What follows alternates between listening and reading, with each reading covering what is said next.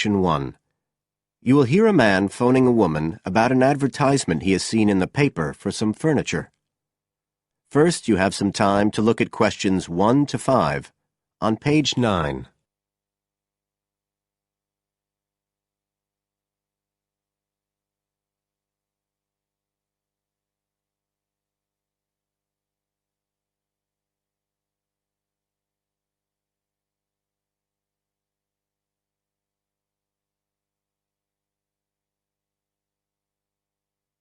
Now we shall begin.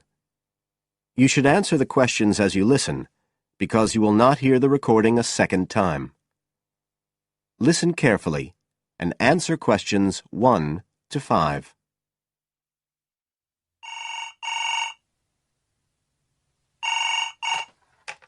Hello? Oh, hello. I'm ringing about the advertisement in yesterday's newspaper. The one for the bookcases. Can you tell me if they're still available? We've sold one, but we still have 2 available. Right. Can you tell me a bit about them? Sure. What do you want to know? Well, I'm looking for something to fit in my study.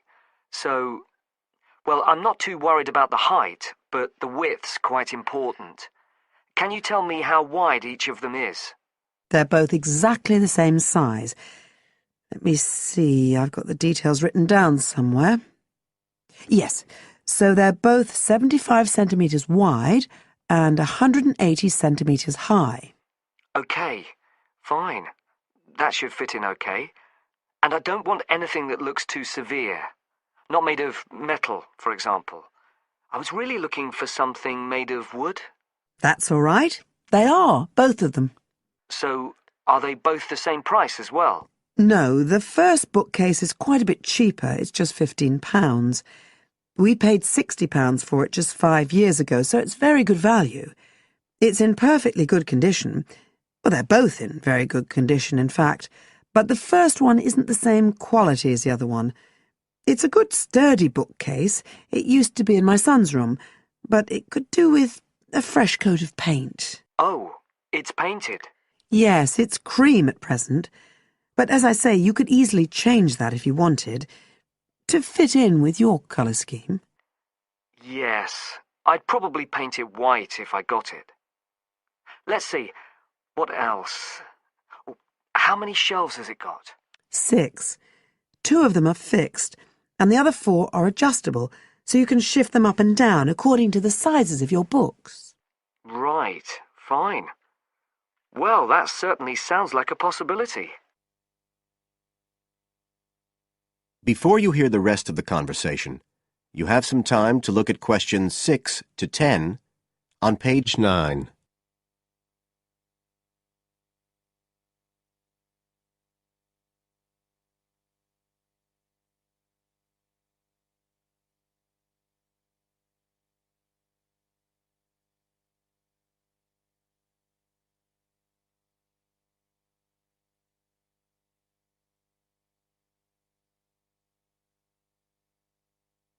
Now listen and answer questions 6 to 10.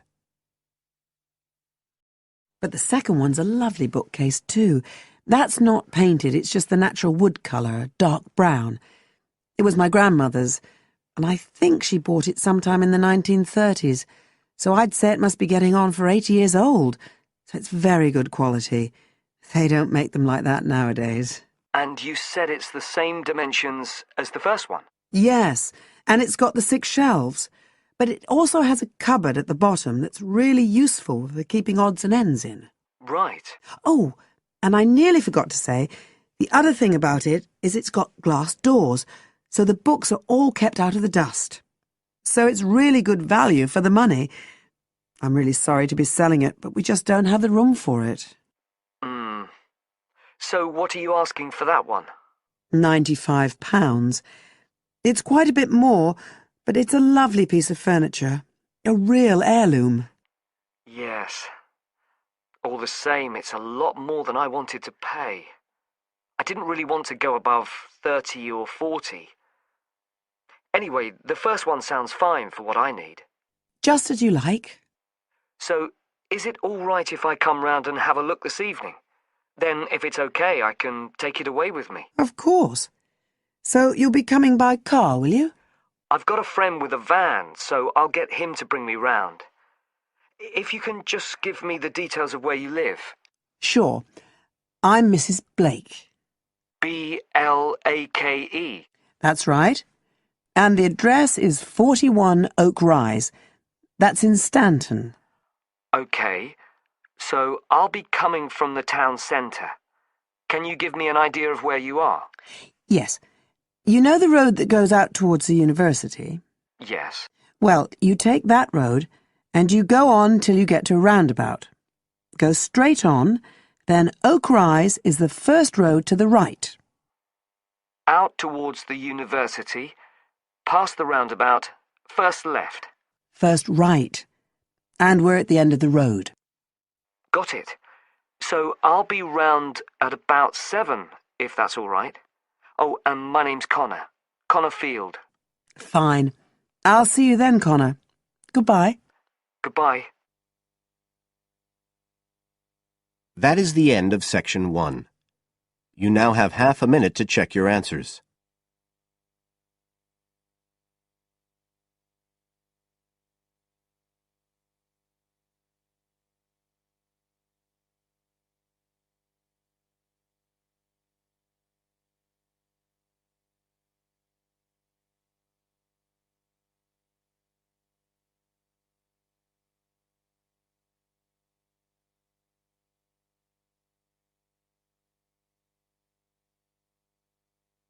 Now turn to Section 2, on page 10.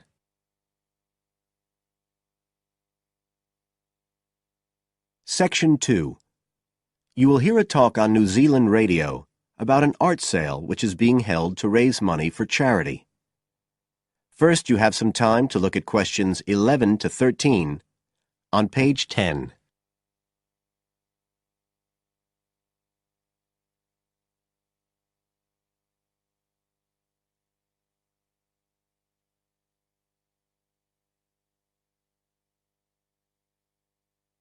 Now listen carefully and answer questions 11 to 13.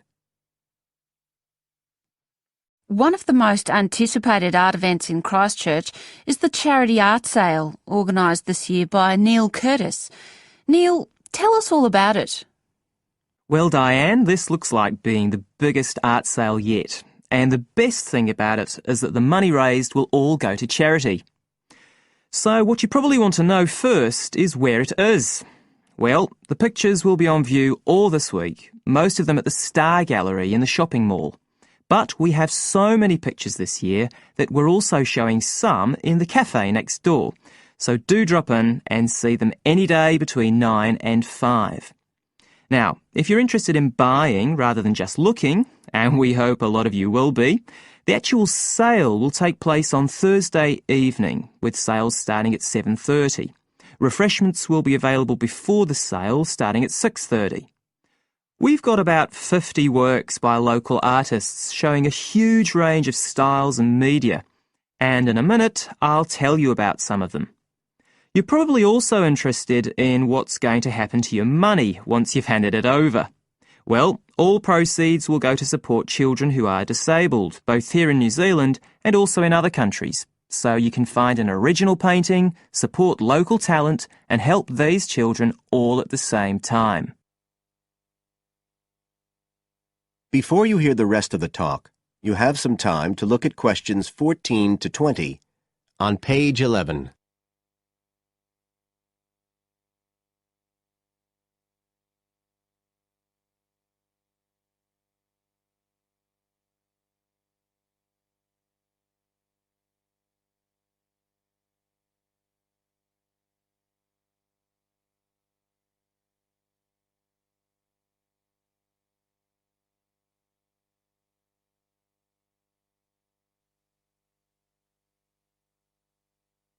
Now listen and answer questions 14 to 20. Now, let me tell you a bit about some of the artists who have kindly agreed to donate their pictures to the charity art sale. One of them is Don Studley, who has a special interest in the art sale because his 5-year-old daughter was born with a serious back problem. After an operation earlier this year, she's now doing fine, but Don says he wants to offer something to help other less fortunate children. Don is totally self-taught and says he's passionate about painting. His paintings depict some of our New Zealand birds in their natural habitats. One relative newcomer to New Zealand is James Chang, who came here from Taiwan 9 years ago at the age of 56. Mr. Chang had 13 exhibitions in Taiwan before he came to live here in Christchurch, so he's a well-established artist, and art has been a lifelong passion for him.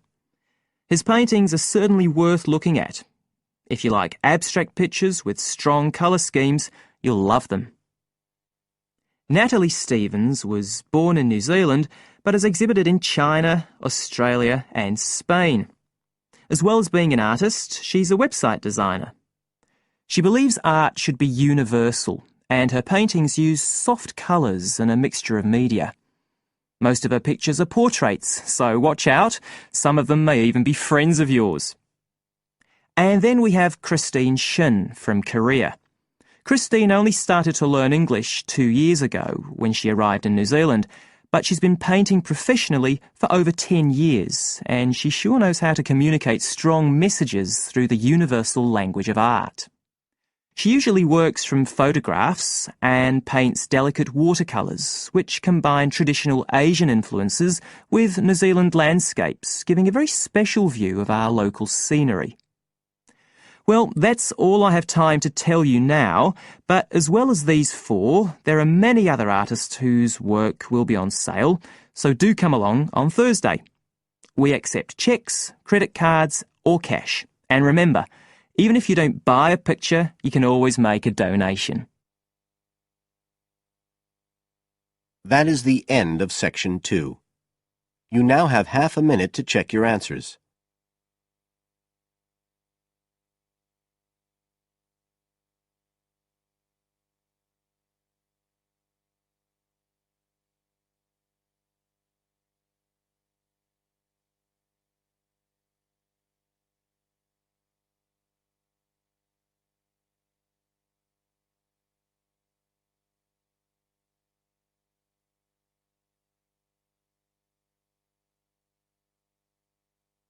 Now turn to Section 3 on page 12.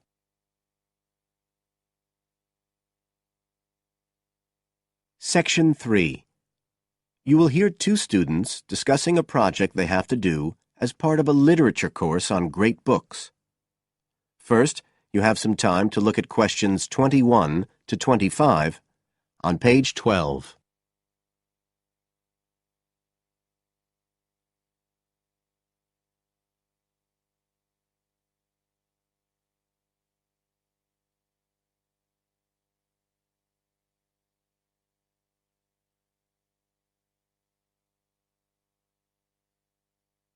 Now listen carefully and answer questions 21 to 25.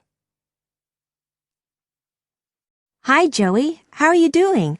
I heard you were sick. Oh, hi, Olivia. Yeah, I had a virus last week, and I missed a whole pile of lectures, like the first one on the great books in literature, where Dr. Castle gave us all the information about the semester project. I can give you copies of the handouts. I've got them right here. That's okay. I already collected the handouts, but I'm not very clear about all the details. I know we each have to choose an individual author. I think I'm going to do Carlos Castaneda. I'm really interested in South American literature. Have you checked he's on the list that Dr. Castle gave us? We can't just choose anyone. Yeah, I checked. It's okay. Who did you choose? Well, I was thinking of choosing Ernest Hemingway, but then I thought, no, I'll do a British author, not an American one. So I chose Emily Bronte. Okay. And first of all, it says we have to read a biography of our author. I guess it's okay if we just look up information about him on the internet? No, it's got to be a full-length book. I think the minimum length's 250 pages. There's a list of biographies. Didn't you get that? Oh, right. I didn't realize we had to stick with that. So, what do we have to do when we've read the biography? Well, then we have to choose one work by the writer. Again, it's got to be something quite long. We can't just read a short story. But I guess a collection of short stories would be okay? Yes, or even a collection of poems, they said. But I think most people are doing novels. I'm going to do Wuthering Heights. I've read it before, but I really want to read it again now I've found out more about the writer. And then the video. We have to make a short video about our author and about the book. How long has it got to be? A minute. What? Like 60 seconds? We got to give all the important information about their life and the book we choose? Well, you can't do everything. I wrote it down somewhere. Yes, Dr. Castle said we had to find or write a short passage that helps to explain the author's passion for writing, why they're a writer. So we can back this up with reference to important events in the writer's life, if they're relevant. But it's up to us, really. The video's meant to portray the essence of the writer's life and the piece of writing we choose. So when we read the biography, we have to think about what kind of person our writer is. Yes, and the historical context and so on. So for my writer, Emily Bronte, the biography gave a really strong impression of the place where she lived and the countryside around. Right. I'm beginning to get the idea. Before you hear the rest of the talk, you have some time to look at questions 26 to 30 on page 13.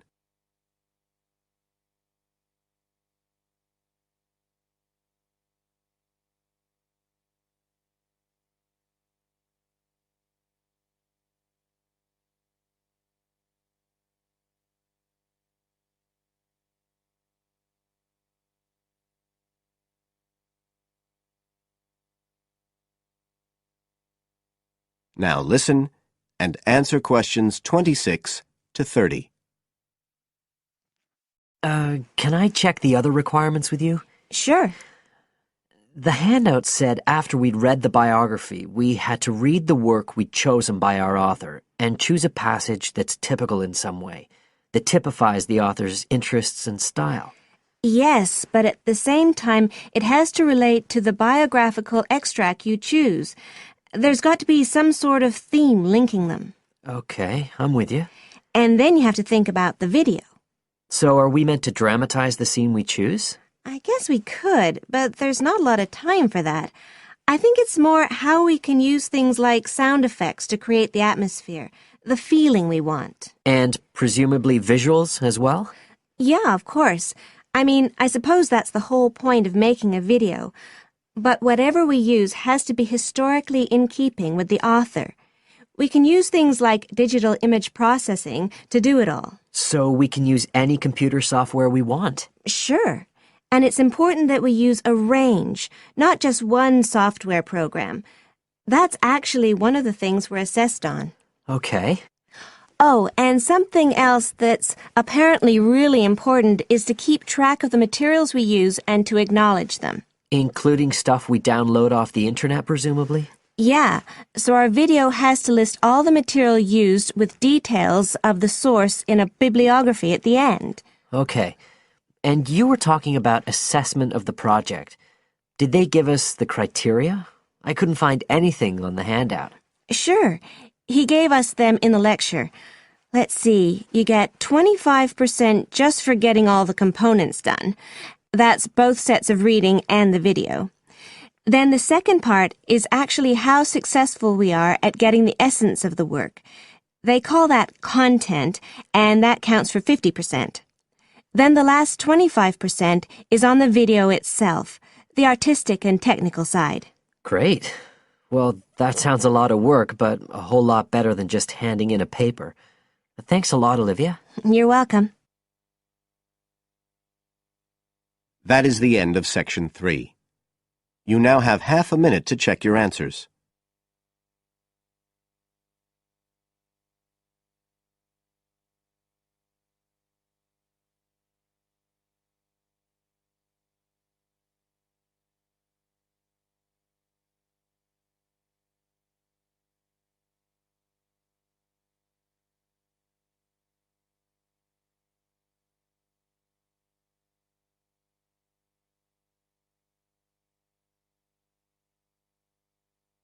Now turn to Section 4 on page 14.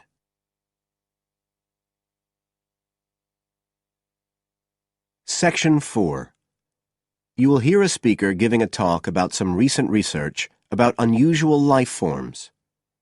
First, you have some time to look at questions 31 to 40 on pages 14 and 15.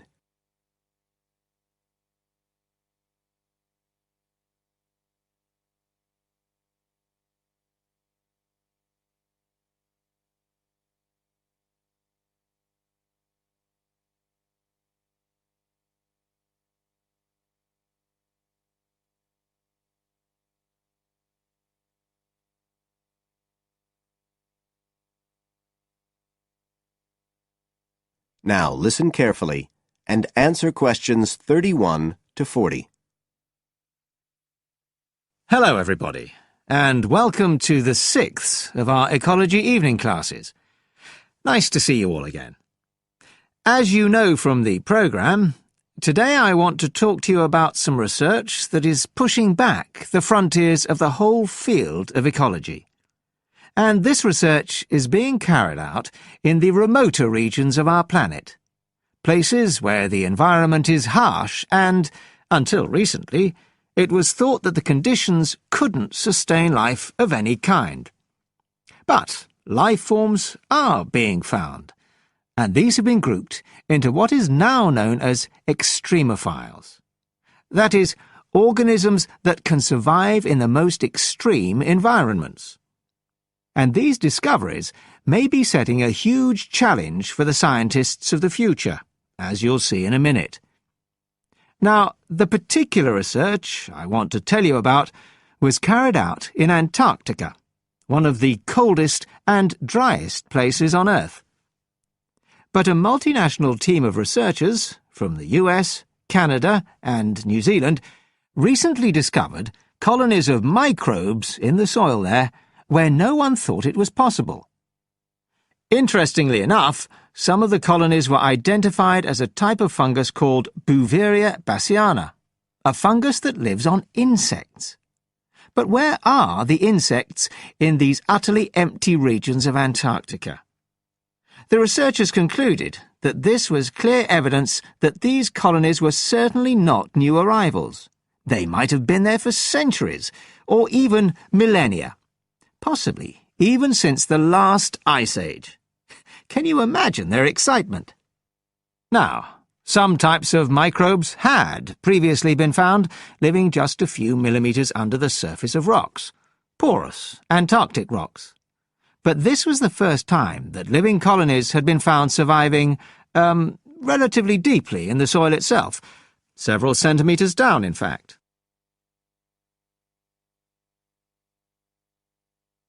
So, the big question is, how can these colonies survive there?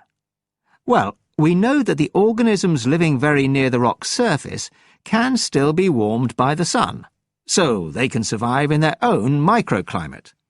And this keeps them from freezing during the day. But this isn't the case for the colonies that are hidden under the soil.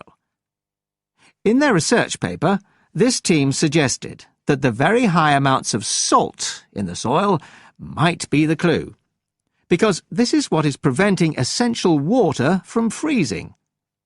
The team found that the salt concentration increased the deeper down they went in the soil.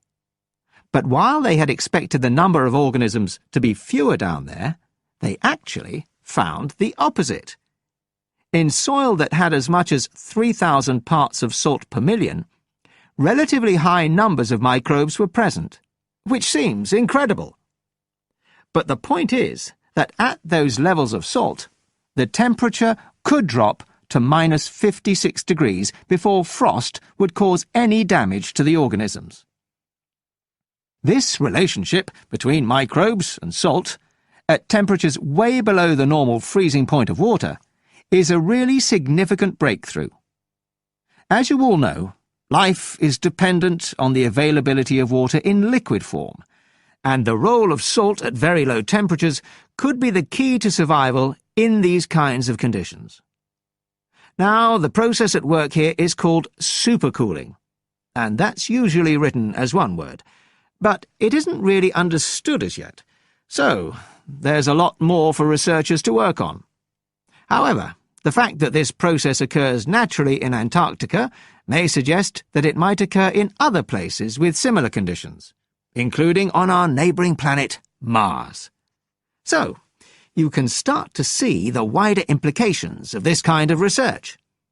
In short, it appears to support the growing belief that extraterrestrial life might be able to survive the dry, cold conditions on other planets after all. Not only does this research produce evidence that life is possible there, it's also informing scientists of the locations where it might be found. So all of this might have great significance for future unmanned space missions. One specialist on Mars confirms the importance of the interaction. That is the end of Section 4. You now have half a minute to check your answers.